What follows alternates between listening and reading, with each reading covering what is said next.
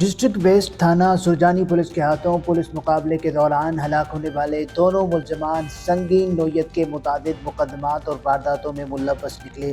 ہلاک ملزمان کی شناخت خان محمد عرف خان ولد گل محمد اور محمد عارف ولد محمد ارشد کے ناموں سے ہوئی ہے، جو کہ عادی جرائم پیشہ افراد ہیں۔ موجودہ سی سی ٹی وی فوٹیج میں بھی ہلاک ملزمان کو گزشتہ سال واردات کے دوران اسلحے کا آزادانہ استعمال کرتے دیکھا جا سکتا ہے۔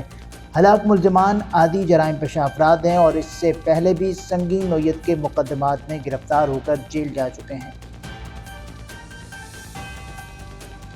S S P special investigation unit Shoaib Memon نے کہا ہے کہ ہم نے حساس اداروں کے ساتھ مل کر مشترکہ کارروائی کی ہے۔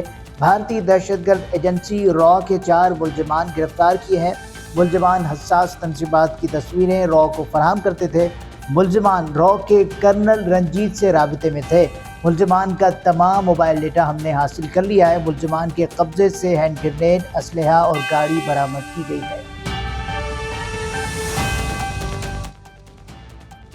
ضلع کورنگی میں ترقیاتی اسکیموں کا آغاز ہو گیا۔ Mayor, deputy mayor, U C chairman اور پیپلز پارٹی کے عہدیداران کے ہمراہ کے ایم سی کے تحت ضلع کورنگی میں 6 ترقیاتی اسکیموں کا سنگ بنیاد رکھ دیا گیا۔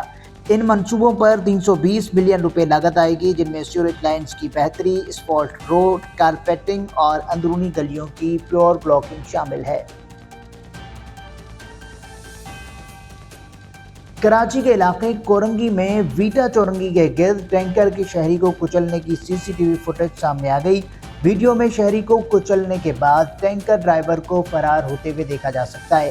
واضح رہے کہ 2 روز پہلے 50 سالہ ہاشم کام پر جانے کے لیے گھر سے نکلا اور کورنگی صنعتی ایریا میں ٹینکر کی زد میں آ کر جاں بحق ہو گیا، جبکہ رواں سال ٹریفک حادثے میں جاں بحق افراد کی تعداد 428 ہو گئی ہے۔